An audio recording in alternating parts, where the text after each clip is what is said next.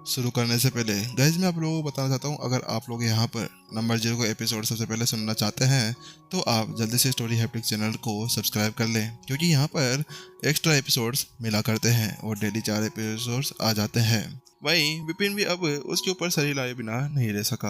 हालांकि विपिन को वहां पर उसके बारे में ज्यादा कुछ तो पता नहीं था, क्योंकि यहाँ पर वह इस संत स्टेज 8 के लेवल के बारे में कुछ और नहीं जानता था। लेकिन यहाँ पर अगर हर्षित ऐसा कुछ कह रहा था तो वह ठीक ही था। अच्छा ऐसी बात है तो ये अच्छी बात है, लेकिन यहाँ पर अगर तुम साधना कर लेते हो तो वो भी ठीक ही रहेगा। लेकिन हर्षित उससे कहता है नहीं नहीं विपिन, मेरी बात सुनो। बात कुछ ऐसी है कि जब यहाँ पर मैं बिजली की परीक्षा दूंगा ना, तो उस समय मेरे सामने कई सारे अनदरूरी राक्षस आएंगे, और अगर वह मेरे को वहाँ पर डिस्टर्ब करने लगे तो उसके बाद में मैं शायद ही यहाँ पर उस बिजली की परीक्षा को पार कर पाऊंगा। इसी वजह से सबसे ज्यादा अच्छा यही होगा कि मैं संत अकेडमी अंदर जाऊँ, वहाँ पर जाकर अपनी साधना को आगे बढ़ाऊँ, और वहाँ जाकर अपनी बिजली का अगर मैं परीक्षा भी देता हूँ ना, तो उसके बाद में ये होगा कि बड़ी जगह ही जगह यहाँ पर सभी को चोट नहीं पहुंचेगी। और इसके अलावा वहाँ पर जो आध्यात्मिक ऊर्जा है, आसपास में जो इतनी ज्यादा फॉर्मेशंस लगे हुए हैं, उसकी वजह से जो दिव्य ओरा की वजह से यहाँ पर कोई भी अंदरूनी राक्षस मेरे पास में आने की हिम्मत भी नहीं करेंगे, और उसी साथ में मैं वहाँ पर आराम से अपने लेवल को भी पार भी कर पाऊंगा।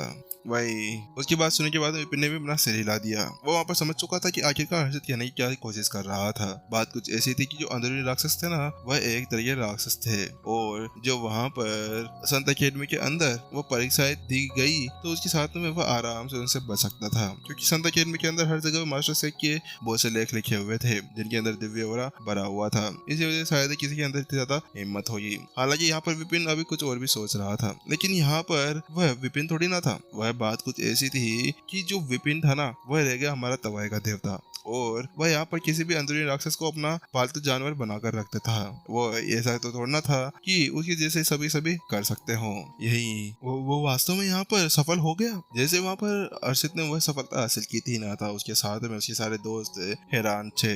यहाँ पर वह सभी सोच रहे थे कि आखिरकार विपिन ने ऐसा कैसे कर लिया, आखिरकार कैसे वहाँ पर विपिन ने हर्षित की ऐसी हेल्प कर दी, जिसके साथ में वह यहाँ पर अपना लेवल पार कर चुका था। क्योंकि यहाँ पर जो हर्षित था अभी हाफ संत स्टेज 8 के ऊपर पहुंच चुका था, और स्टेज 8 से केवल एक ही कदम दूर। लेकिन वो भी जानते थे कि अभी हर्षित की पावर बहुत ज्यादा बढ़ चुकी थी, और अब उन सभी के अंदर ही मोटिवेशन आ चुका था, क्योंकि वो जानते थे अगर वो यहाँ पर अपनी ऐसी मेहनत करते रहे ना, तो वो एक दिन यहाँ पर संत स्टेज 8 के ऊपर पहुंच जाएंगे। और अगर विपिन उनके साथ में रहा तो उनको यहाँ पर उसको पार करने में ज्यादा मुश्किल भी नहीं होने वाली थी।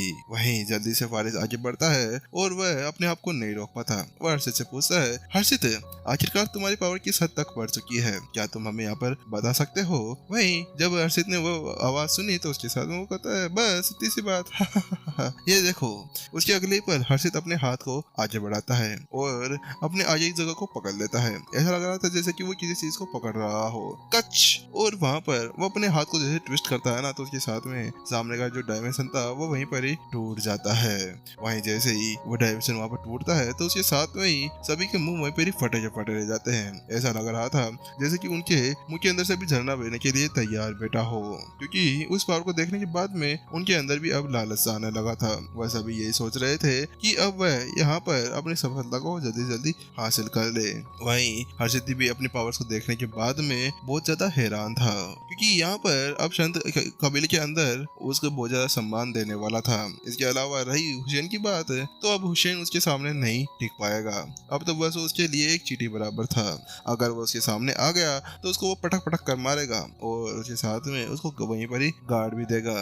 इसके अलावा संत कबीला उसको अब बहुत ज्यादा अच्छी तरह से ट्रीट भी करने वाला था। अगर वो इस वक्त नहीं करता तो भी कोई बात नहीं, लेकिन अब यहाँ पर संत कबीला उसको कुछ भी नहीं बिगाड़ सकता था। वहीं जहाँ पर हर्षित अपने मन ही मन के अंदर ऐसे सोच रहा था ना, वहीं सभी की निगाहें विपिन के ऊपर जाकर टिक चुकी थी। वहीं उन सभी की निगाहों को अपने ऊपर टिकते हुए देखकर विपिन का शर्म से चेहरा लाल हो जाता है। वह समझ चुका था कि यहाँ पर अभी वह कुछ ज्यादा नहीं कर पाएगा। इसी वजह जल्दी से वह उन सभी से कहता है, ये तो ऐसे ही है, चलो अब हम सभी को यहाँ से आगे चलना चाहिए। वहीं उसके बाद सुनने के बाद में हर्षित कहता है, नहीं नहीं विपिन, हम लोगों को यहाँ से अभी जाने की कोई भी जरूरत नहीं है। बात कुछ ऐसी है कि यहाँ पर फारिस को लाने का एकमात्र कारण केवल ये डोंगसेसु लोकी ही नहीं है। यहाँ पर है ना बहुत से अन्य ऐसे खजाने भी छुपे हुए हैं जिनकी हमें यहाँ पर जरूरत पड़ सकती है। तो क्यों ना हम ऐसा करें कि पहले हम उन सभी खजानों को ढूंढ लेते हैं और फिर उसके बाद में यहाँ से बाहर चले जाएंगे। वहीं जहाँ पर हर्षित ने वह शब्द कहे थे तो उसके साथ में विपिन भी अभी उसी को ऊपर से नीचे तक देख रहा था। हालांकि विपिन के दिमाग के अंदर भी यही सभी सवाल चल रहे थे और इसके अलावा विपिन अब अपने आसपास में देखता है तो साक्षी और अन्य लोगों के भी यही इंप्रेशंस थे। वहाँ पर उन सभी के मन के अंदर भी यही सभी चल रहा था। देखने से विपिन समझ चुका था कि ये सभी यहाँ पर केवल हर्षित की मदद करने के लिए नहीं आए थे। असल में उनके मन के अंदर भी बहुत सी चीजें चल रही थी, क्योंकि यहाँ पर ऐसी जगह होना और उसके अंदर केवल एक ही चीज का होना कोई नॉर्मल चीज नहीं थी और इसके अलावा और भी चीजें यहाँ पर हो सकती थी। इसी वजह से यहाँ पर सभी आए हुए थे। वहीं हर्षित सभी की निगाहों को परख चुका था तो वह जल्दी से फारिस से कहता है, फारिस क्या तुम यहाँ पर अब अपनी एनर्जी का यूज करते हुए आसपास की चीजों को देख सकते हो और तुम यहाँ पता लगा सकते हो कि आसपास में कोई किसी तरह की ट्रेजर छुपी हुई है या नहीं। वही फारिस भी उसकी बात सुनता है और कहता है, हाँ ठीक है, एक मिनट रुको मैं चेक करता हूँ। इसके अगले ही पल फिर से उसके पास में से एक आंख ऊपर उड़ जाती है। वह आंख ऊपर उठती है, आसपास के एरिया को स्कैन करने लगती है। ऐसा लग रहा था जैसे कि यहाँ पर सोलर स्कैनर वहाँ पर आसपास की चीजों को पूरी तरह से स्कैन कर रहा हो। वहीं थोड़ी देर यहाँ पर स्कैन करने के बाद में जो फारिस का चेहरा था पूरी तरह से काला पड़ चुका था। यहाँ पर उसको बहुत ज्यादा थकान महसूस हो रही थी क्योंकि वो उसकी एक ब्लड लाइन टेक्निक थी। वह थोड़ी देर हाँफता है और आसपास में देखने लगता है। वहीं उसको देखते हुए देख अब वहाँ पर हर्षित उससे पूछता है, क्या तुम यहाँ पर कुछ मिला? तो उसके बाद में वह फारिस उससे कहता है, हाँ मुझे यहाँ पर कुछ मिला तो है। मैंने अभी देखा है कि यहाँ पर कुछ प्राचीन चीजें पड़ी हुई है, लेकिन मेरे को अभी तक पता नहीं चला कि यहाँ पर वह जितनी भी चीजें है ना वह यहाँ पर कोई खजाना है या नहीं। अच्छा ठीक है, तो फिर आगे चलो और हमें लेकर चलो। वहीं उसके साथ में ही वहाँ पर फारिस आगे आगे चलने लगता है। हर्षित और अन्य लोग उसके पीछे पीछे जा रहे थे। कुछ दूर चलने के बाद में वह एक जगह पर रुक जाते हैं और वहाँ पर साक्षी की आवाज सुनाई देती है, वह देखो एक मिनट यहाँ पर ऊपर की तरफ देखो, यहाँ पर कुछ गड़बड़ है। ऐसा लग रहा है कि हम लोग यहाँ पर एक जगह पर बार बार घूम रहे हैं। कहीं पे ऐसा तो नहीं है कि हम यहाँ पर किसी फॉर्मेशन के अंदर फंस चुके हैं। वहीं उसके बाद सुनने के बाद में हर्षित उससे कहता है, नहीं नहीं, ये किसी तरह की फंसाने वाली फॉर्मेशन नहीं है, ये एक लूप है, अंतरिक्ष की विकृति। वहाँ पर जो हर्षित था ना, संदेश के ऊपर पहुंचने के बाद में यहाँ पर अंतरिक्ष की अच्छी खासी समझ उसको हो चुकी थी। इसके साथ में वह समझ चुका था कि जिस जगह पर वो थे ना वह एक लूप था, क्योंकि यहाँ पर वो जितना आगे जाए वो पीछे जाए उनको हमेशा एक ही चीज दिखती रहेगी कि वो यहाँ पर अभी तक एक ही जगह पर घूम रहे थे। अगर वो यहाँ पर दाएं भी जाए ना तो भी ऐसा लगेगा कि वो सीधे ही जा रहे थे और उनके ऊपर की जो नदी थी ना अभी भी उनके सर के ऊपर वैसे की वैसे ही थी, वो ना आगे जा रही थी ना पीछे जा रही थी।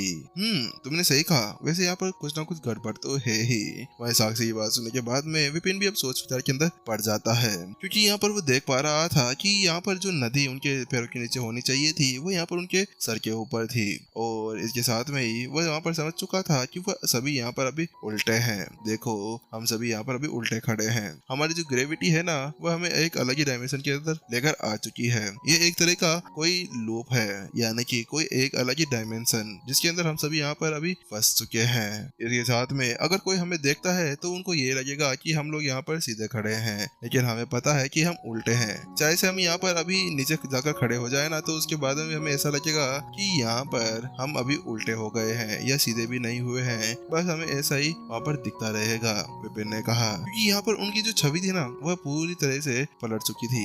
यहाँ पर ऐसा लग रहा था जैसे कि दो दुनिया यहाँ पर बिल्कुल आसपास में तैर रही हो और एक दुनिया दूसरी दिशा में घूम रही थी और एक दुनिया दूसरी दिशा के अंदर घूम रही थी और दोनों के पास में बस थोड़ा गैप था और एक दुनिया से दूसरी दुनिया लोग यहाँ पर एक दूसरे के साथ में संपर्क कर सकते थे बिना टेलीफोन के साथ में। अच्छा ऐसी बात है। वहीं उसकी बात सुनने के बाद में हर्षित कहता है, तो क्या हुआ, जल्दी से इसको यहाँ पर तोड़ देते हैं। ये एक लूप होल ही तो है ना, इसको तोड़ने के बाद में हम इसके अंदर से बाहर निकल सकते हैं। लूप होल मुड़ी हुई जगह थी, यहाँ पर जो मुड़ी हुई जगह है ना उसी के अंदर ये लूप होल क्रिएट किया गया था। वहीं उसकी बात सुनने के बाद में साक्षी कहती है, नहीं नहीं हम लोग ऐसा नहीं कर सकते। अरे तुम्हें पता नहीं है कि हम अभी एक मुड़े हुए स्थान के अंदर हैं। अगर हमने यहाँ पर ऐसा कुछ करने की कोशिश की तो उसके साथ में ये हो सकता है कि ये लूप के साथ में पूरी की पूरी गुफाई यहाँ पर ढह जाए और जिससे मुड़े हुए जगह के अंदर हम लोग है ना वो भी यहाँ पर पूरी तरह नष्ट हो सकती है और एक बार ऐसा हो गया तो उसी दूर के अंदर हमारी बॉडी दब जाएगी और कोई भी हमें यहाँ पर नहीं ढूंढ पाएगा।